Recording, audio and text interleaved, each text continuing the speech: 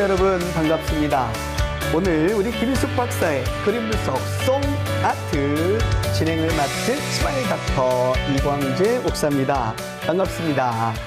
자, 오늘도요 우리 그림 속에 내 아이의 비밀이 있다의 저자이시죠. 그리고 송 아트 연구소 소장님이시고요. 또 요즘은 한국열린사이버대학교의 상담심리학과 특임 교수님으로 계시는 우리 또 김일숙 박사님을 모시고, 자, 그림으로 읽는 내 아이의 마음, 그림으로 찾는 내 아이의 강점을 알아보는 시간을 갖도록 하겠습니다. 박사님 안녕하세요. 네, 안녕하세요.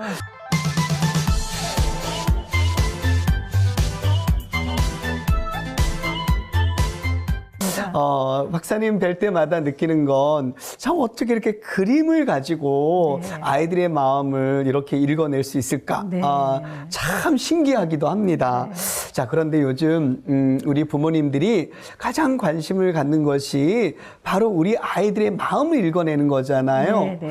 그렇다면 요즘 우리 아이들이 가장 기뻐하는 것은 무엇이라고 생각하세요? 네, 아이들에게 가장 기쁨은 우리 부모님들의 가족관계. 부모님들과의 가족관계가 가족관계? 행복했을 때 그 아이의 그 어린이집과 유치원 생활은 대단히 즐겁다고 보시면 됩니다. 네. 네. 그러면 우리 아이들은 가장 또 두려워하는 것들이 있을 거 아니에요? 네. 그 두려워하는 것들은 어떤 게 있을까요? 역시 마찬가지죠. 엄마가 나에게 관심을 기울여지지 않을 때 바쁘다는 것 때문에 엄마가 아빠가 부재시에 네네네. 혼자 놓여져 있을 때 네네네. 아이들은 대단히 두렵고 공포스러움을 느끼게 되는 겁니다. 네네. 유치원이나 어린이집에서는 선생님도 있고 친구도 있기 때문에 네네. 그런 영향을 받지 않는데요. 네네. 가정에서는 크게 받습니다. 아이가 네. 한 명이고 두 명이다 보니까 네네. 특히 한 아이를 가진 그 가족은 주의해야 될 게 혼자 놓이지 않도록 주의를 주셔야 되고, 네네. 주의하셔야 되고, 또 TV나 책만 보도록 하는 것도 네. 아이에게는 굉장한 그 불편함과 또 네. 굉장히 그 분노가 올라오는 일입니다. 네. 그래서 소통해 줄 수 있는 부모님이 가장 중요한 거죠. 그러면 결국 아이들은 내 마음에 기쁜 것도 그림으로 또 표현하고, 네. 또 두려운 것도 또 그림으로 네. 이렇게 표현하는데, 또 박사님은 그 그림을 딱 분석해서 네. 우리 아이들이 어떤 것을 지금 두려워하고 있는지, 네. 또 어떤 걸 기뻐하고 있는지, 네. 또 거기서 해결책을 또 찾아내는 네. 또 그런 그림 분석가잖아요. 네. 그럼 오늘 우리 아이들의 이런 문제점들을 우리 박사님은 천재성이다 이렇게 또 표현하셨는데, 네, 네, 네. 오늘도 강의를 통해서 뭔가 또 보여주고 싶은 게 있으실 텐데, 오늘은 어떤 강의를 준비하셨어요? 네, 오늘은 아이들을 인정해줘서 네. 그 아이들의 인정받은 아이들이 행복해지는 모습, 그 심리가 어떻게 행복해지며 네. 행복해진 아이들의 심리 속에서 피어나는 거는 두뇌 활동이거든요. 네, 그래서 네. 똑똑한 아이를 만들고 창의적인 아이들을 만들기 위해서는 부모님들의 인정, 네, 선생님의 인정받는 아이는 세상에 나가서 똑똑하고 빛을 발하는 인재로 자랄 수 있는 것입니다. 그렇군요. 두말할 것 없이 오늘 또 우리 박사님의 네. 강의를 통해서 오늘 아이들의 이런 부분들 하나하나 찾아내면서 네. 그 해결책을 찾아보는 시간을 가졌으면 좋겠는데, 네. 바로 강의를 좀 부탁드릴까요? 네. 네.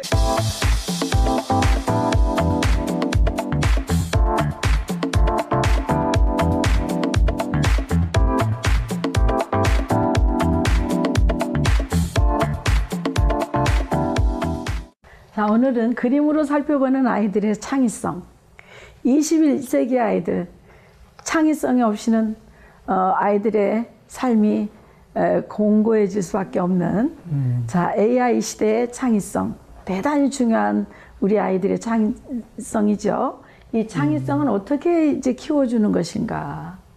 이거는 이제 아이들이 심리적으로 굉장히 불안한 상태에서는 창의성은 전혀 나오지 않습니다.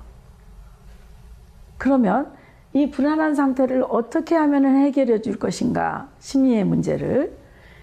인정받은 아이 기쁨으로 두뇌는 열리고 창의적인 생각이 쑥쑥 자라는, 어떻게 하면 잘할 수 있을 것인가 하는 주제로 오늘 또 말씀을 쭉 이어보겠습니다. 그림에 드러난 심리 표현. 관계에서 오는 정체성의 혼란은 아닐까요? 아이들의 심리 표현은 집착과 억압과 퇴행 현상으로 표현이 되는데요. 그림 속에 표현되는 것들은 집착하는 거와 또 억압받은 나와 또 생각할 수 없는 퇴행된 현상으로 표현이 되곤 합니다. 자, 집착은 무엇일까요? 아이들이 왜 집착하게 되는 걸까요? 이 집착이 극도의 트라우마를 낳게 되고, 이 집착으로 인해서 아이들이 심술이 나고 짜증이 나고 화가 나고 분노가 나고, 우리는 집착하지 않도록 일상의 생활들을 잘 아이에게 맞춰줘야 되겠습니다. 그래서 이 집착이라는 거는 이랬을 때 생깁니다. 자, 엄마가 저녁에 아이가 잠을 자고 있는데 아무 얘기 없이 살짝 나갑니다. 아이 잠잘 때 몰래. 그래서 아빠와 차 한 잔을 하시는 거죠. 그때 눈을 뜬 아이는 엄마가 안 계시는 거예요. 이 엄마가 없는 이런 공포스러운 상황이 아이로 하여금 엄마를 절대 놓지 않도록 하는 거죠. 유치원에 아이가 어린이집에 가면서 엄마 손을 절대 놓지 않고 떨어지지 않으려고 하는, 엄마를 집착하는 아이들이 있습니다. 이럴 때는 그 어머니께서는 그런 부분들을 찾아보셔야 됩니다. 그래서 아이에게 그때는 미안했다. 엄마는 절대 너가 잠을 잘 때나 어디에 갈 때나 너에게 이야기하고 갈 거야. 그리고 절대 가지 않아. 라고 약속을 다시 해주셔야 됩니다. 그래야 그 집착의 트라우마가 해결되는 거죠. 그래야 아이가 안심하는 거죠. 자, 이 집착의 트라우마 생기지 않도록 미리미리 미연에 도움을 줘야 되겠고요. 그 다음에 이제 억압된 아이들이 심리적으로 굉장히 어렵습니다. 지나친 약속. 오늘은 얘야 이리 와봐. 훈육 할 거야. 훈육.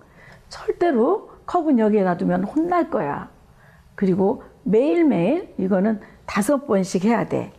그렇게 약속을 안 지키면 너를 혼내킬 거야. 라고 하는 지나친 약속. 이 약속은 아이로 하여금 대단한 억압을 만들어내는 거죠. 지키지 못하는, 기억력이 짧은 관계로 엄마의 약속을 지키지 못한 아이는 막연히 그 다음날 지키지 못한 약속에 대해서 엄마로 하여금 질책을 받고, 또 아이는 위축이 되고, 이렇게 되면서 억압된 마음들이 이렇게 생기는 거고요. 또 우리 어머님들 목소리가 크신 분들이 있어요. 또 교육 현장에서 선생님도 키가 크시고 목소리가 크신 분들이 있어요. 이런 분들은 우리 백설공주와 거인과 난쟁이 아시죠? 거인과 난쟁이. 선생님은 거인, 엄마 아빠는 거인. 아이들 세상에서는 그렇게 보여요. 그리고 아이들은 조그마한 난쟁이들인 거죠. 그래서 엄마와 아빠가 실컷 소리를 큰 소리로 이야기하면 아이는 그냥 자동적으로, 이 적은 아이는 억압이 되는 거랍니다. 그래서 우리는 언어 사용할 때도 너무 지나치게 큰 소리로, 또는 약속도 너무 심하게 약속을 지키지 못할 약속들을 정해줘서 아이들이 힘들지 않도록 배려를 해야 되겠고요. 자, 이제 퇴행이라는 부분은 조금 다른 부분입니다. 방임된 아이들. 이 방임이라고 하는 거는 이제 정말 부모님도 해서는 안 되고, 그 성인이면 누구나 아이들을 방임해서는 안 되는 거죠. 방임을 받게 되면 아이들이 언어의 지연이 오게 됩니다. 언어 지연.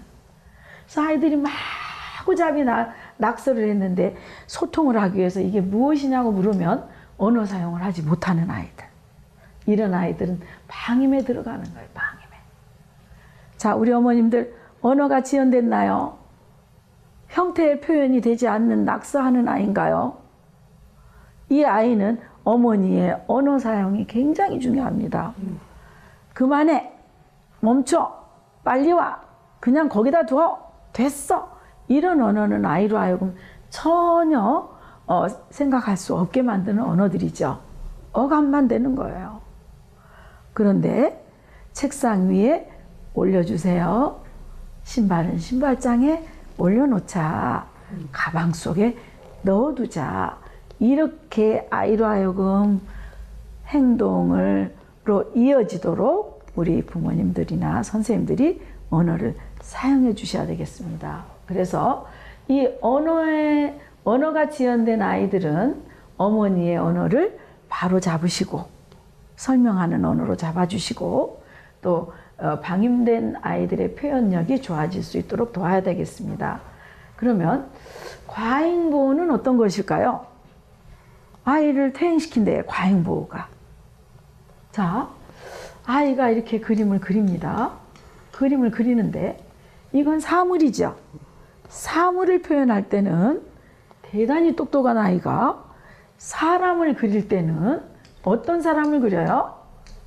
이렇게 얼굴에서 손이 나오는 만 2세, 나무는 만 우리 5세의 아이들의 표현이라면 2세의 아이들의 표현으로 사람은 표현하게 되는 것이 과잉보호적인 자기 표현입니다. 두뇌 활동은 천재성으로 인해서 대단히 확장되고 똑똑한 아이가 되는데 자아를 표현할 때는 위축되고 억압된 심리 때문에 아이들이 악의로, 자신을 악의로 표현하는 거죠.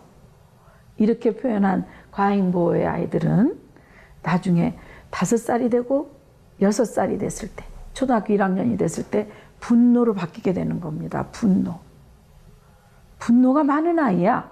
이렇게 됐을 때 과잉보호는 이 아이를 인정해주지 않고 악의로 취급하는 거죠. 인정해주지 않고.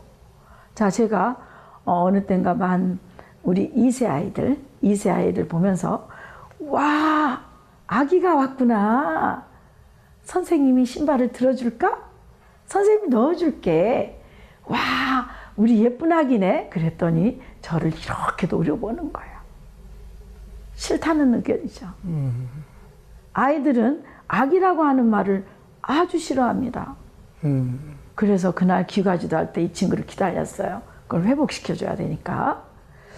와, 형님이 나왔네. 너 형아가 다 됐구나. 그러자 어깨를 쫙 펴고 아주 도도한 모습으로 장군처럼 이렇게 태도를 취하는 걸 봤습니다.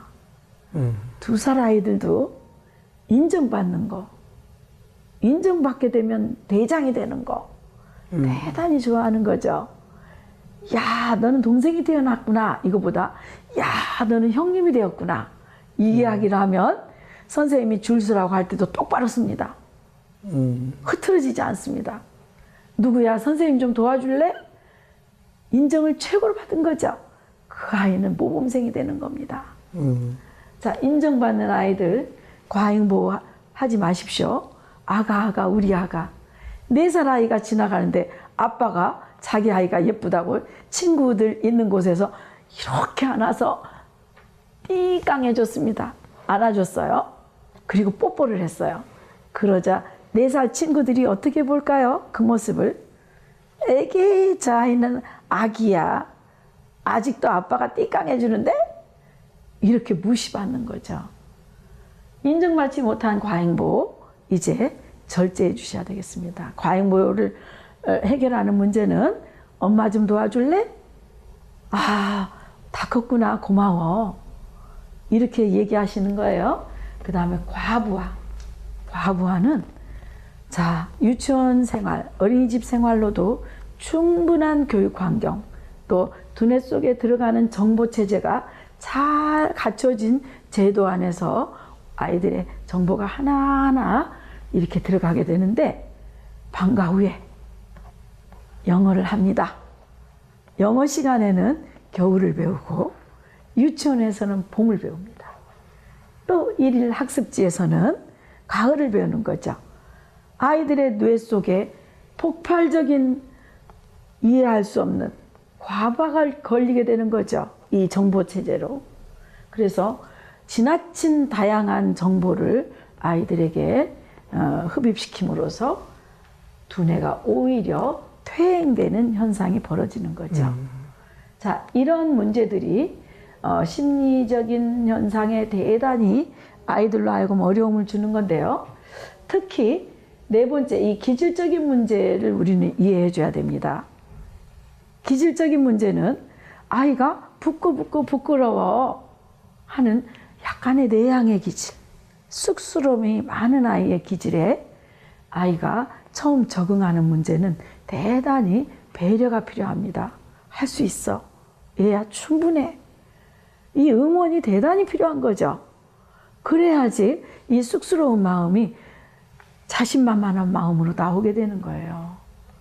또 외향적이면서 생기발랄하면서 말 잘하는 아이들, 말하지 않으면 살 수 없을 것 같은 이 아이들의 이야기를 입 다물어 조용히 해, 떠들면 안 돼, 조용히 하고 있어 라는 어머니의 지시는 아이로 하여금 대단히 억압을 주는 그런 거죠. 그래서 기질적인 거에도 맞춰서 우리는 이 심리적인 표현들을 응원해주고 또 도와줘서 건강한 심리가 되도록 도와야 되겠습니다. 그러면 이제 우리 현장에서 심리가 어떻게 그림으로 표현되는지 한번 살펴보도록 하겠습니다.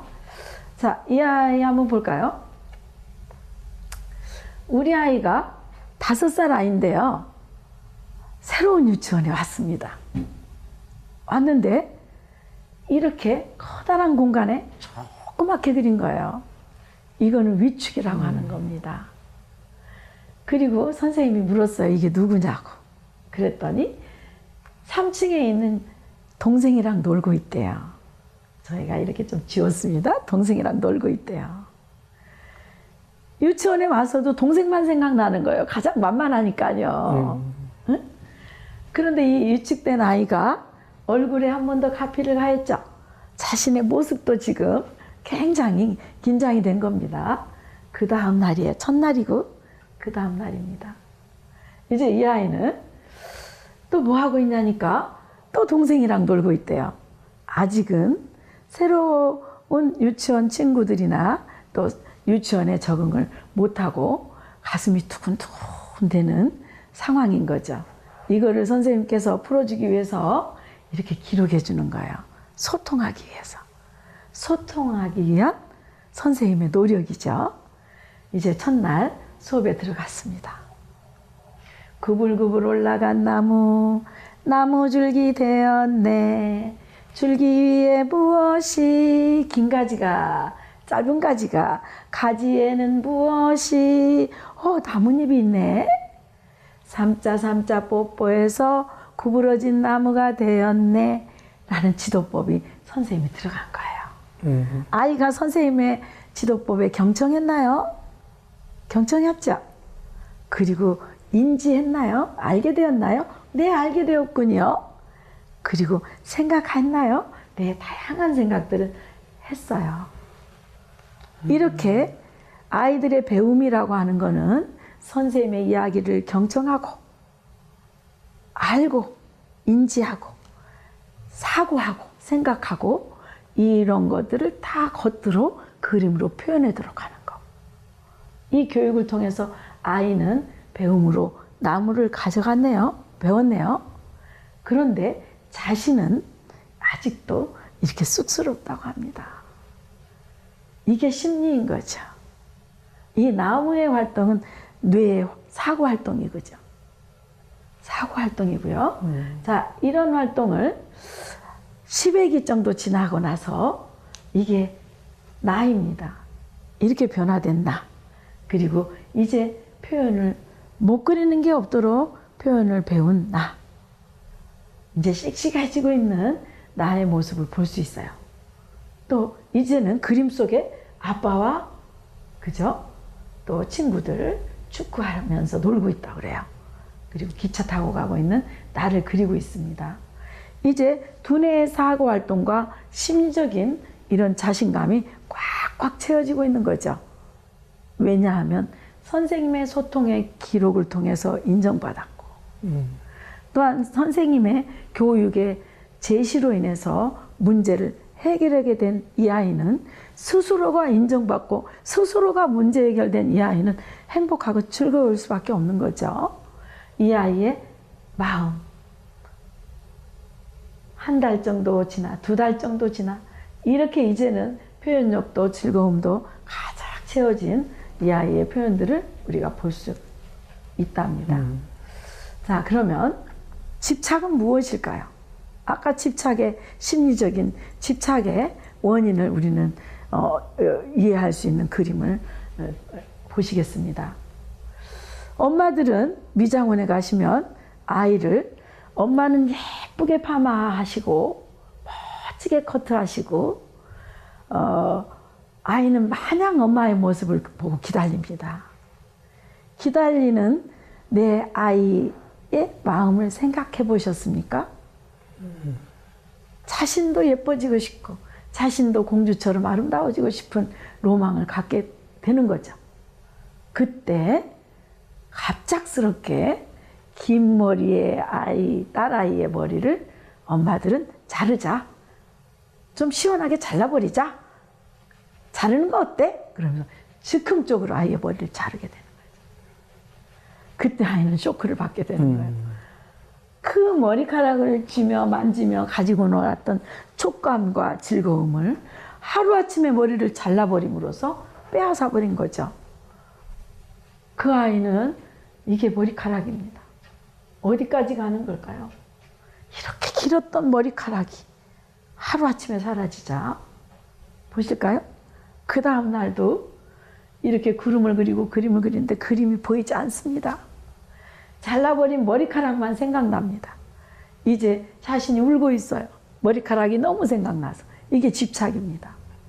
아이들이 준비하는 마음을 가지고 결정하는 마음을 가지고 머리를 자를 수 있도록 해주셔야 되는 거지. 갑작스럽게 당한 이 당혹스러움에 아이는 트라우마를 갖게 되는 거예요. 자, 집을 한 채 그렸는데 이 집 속에 크레인이 있습니다. 이건 뭐냐니까 개미랑 지렁이들이 쓰는 크레인이래요. 그리고 이 안에는 개미 병기 한번 보실까요? 이제 아이의 구조적인 것들이 하나의 세상을 만들며 이제는 정말 기획하고 만들어내는 창의적인 사고 활동이 이루어지고 있습니다. 자, 마지막 그림이네요. 나무를 그리라고 했더니 이 나무 속에는 새들의 도시가 있는 거예요. 이제 아이들이 인정받은 아이들, 이렇게 무한히 생각이 열리면서 하나의 새로운 창의적인 창작 활동에 또 자신만의 생각을 표현하는 활동에 들어가는 창의성, 인정받아 커가는 창의성. 여러분, 창의성에 대한 이해할 수 있는 시간이 되었으면 좋겠습니다. 감사합니다.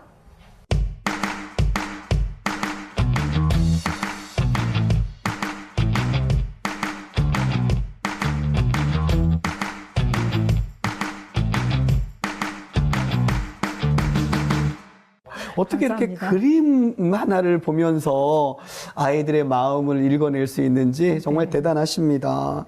자, 오늘 강의에서 좀 더 보충하고 싶은 내용이 있다면 어떤 게 있을까요? 그 상담사인 네네. 전문가만이 아이들의 마음을 알도록 하는 것은 네. 그닥 중요하지 않습니다. 아, 그렇죠. 전문가가 아닌 주 양육자인 부모님이 아이의 그렇죠. 의견을 알아야 되고 네네. 또 같이 함께 교육을 하고 있는 선생님들께서 아이들을 알아야 그 아이를 잘 교육하고 그렇죠, 그렇죠. 도와줄 수 있는 것입니다. 네. 그래서 우리는 늘 그 일방적인 평가로 분석을 하고 또 아이를 바라보는데 네. 저가 중요하게 여기는 건 아이의 의견이 가장 중요하다고 보고 있는 네. 것입니다. 아이의 의견 속에서 만이 그 의견을 존중해주고 인정해줘서 아이를 변화시킬 수 있는 것입니다. 네. 심리를 치료하고 두뇌를 촉진시킬 수 있는 것이라고 생각합니다. 네, 맞는 말씀입니다. 네. 방금 말씀 중에 이게 전문가들만이 영역이 아니라 우리 선생님들과 또 양육자인 부모님들이 우리 아이들의 의견을 잘 경청하고 또 아이들의 마음을 또 읽어내고 하는 것이 중요하다 이렇게 말씀하셨는데 정말 맞는 말씀 같습니다. 그래야 또 우리 아이들이 또 인정받는 아이로 느낄 수 있을 것 같아요. 오늘 강의 너무 잘 들었고요. 늘 강의 들을 때마다 아마 시청자 여러분도 마찬가지겠지만 박사님 강의 들으면서 앞으로 우리 아이들 어떻게 아이들의 의견을 잘 경청해야 될지 아이들의 그림 하나를 내가 어떻게 잘 관찰해야 될지를 느낄 수 있는 시간 같았어요. 다음에 또 더 좋은 강의 또 부탁드리도록 하겠습니다. 네, 감사합니다. 고맙습니다. 자, 시청자 여러분, 자녀들을 위해서 아낌없는 사랑, 관심, 우리 아이들을 인정하는 길입니다. 다음 시간에 뵙겠습니다. 수고하셨습니다. 네, 감사합니다. 네.